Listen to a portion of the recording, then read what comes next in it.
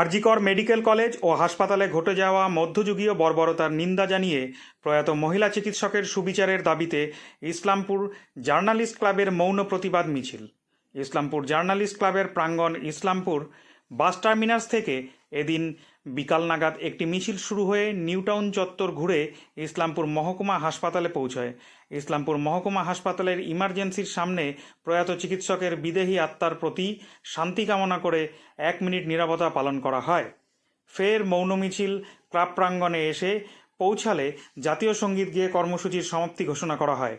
আগামীতে যাতে কোনো মা বোনেদের ধর্ষণ ও নির্যাতিতার খবর করতে না হয়, শুধুমাত্র এইটুকু দাবি নিয়েই ইসলামপুর জার্নালিস্ট ক্লাবের এদিনের মৌন মিছিল প্রতিবাদ ছিল। এদিনের মিছিলে জার্নালিস্ট ক্লাবের সদস্যদের পাশাপাশি বিভিন্ন স্বেচ্ছাসেবী সংগঠনের কর্ণধাররাও পা মিলিয়েছিলেন। সব মিলিয়ে আরজিকর কাণ্ডের প্রতিবাদে সুবিচারের দাবিতে সম্ভবত রাজ্যে প্রথম সংবাদ মাধ্যমের কর্মীরা পথে নেমে আন্দোলন করল ইসলামপুর জার্নালিস্ট ক্লাব।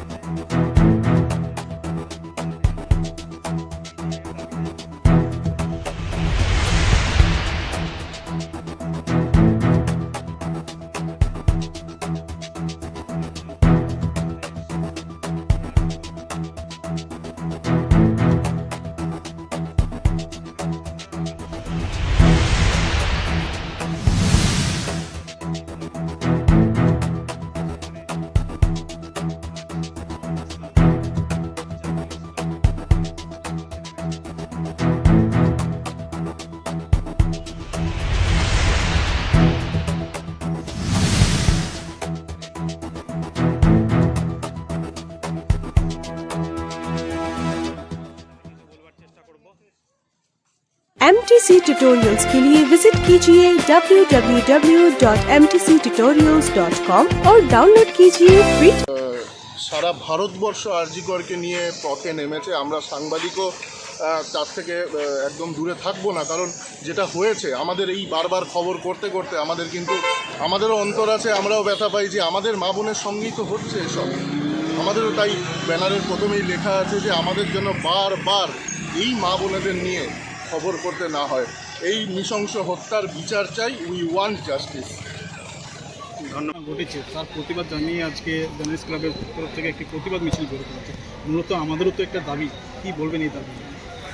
দেখুন, বিষয়টা হচ্ছে গিয়ে যে মানে এই বিষয়ে ঠিক মানে কি বলা যায় সেটা মানে আমরা যদিও মানে ভাষার কারিগর, বিভিন্ন সময় আমরা সংবাদ সংগ্রহ করে থাকি, আপনারাও করেন, কিন্তু সত্যি কথা বলতে কি এই ধরনের সংবাদ সংগ্রহ করার বিন্দুমাত্র ইচ্ছা বা কোনো রকমের কোনো সদিচ্ছা আমাদের কিন্তু কারোরই নেই। সেক্ষেত্রে যা সমাজের এই মুহূর্তে পরিস্থিতি, সেই জায়গায় দাঁড়ায় আমাদেরকে এই ধরনের খবর সংগ্রহ করতে হয় মানুষের দাবিটাকে মানুষের সামনে তুলে আনার জন্য। তার কারণ আমরা প্রথমেই একটা কথা বলি, আমরা ইসলামপুর জার্নালিস্ট ক্লাব আমরা কোনোভাবেই নিরপেক্ষ নয়, আমরা মানুষের পক্ষে, আমরা কারোরই পক্ষে নয়, আমরা মানুষের পক্ষে, আমরা জনতার পক্ষে। আমাদের যার জন্য আজকে আমরা এই পৃথিবী মানে দেখতে পাচ্ছি, যার জন্য আজকে এই পৃথিবীর বুকে সশরীরে দাঁড়িয়ে রয়েছি, সেই রকম মায়ের যদি আজকে এই বসুন্ধরার বুকে সেই মায়েরই এরকম নৃশংস পরিণতি হয়, তো তাহলে এই পরিণতিকে বদলানোর প্রয়োজন রয়েছে।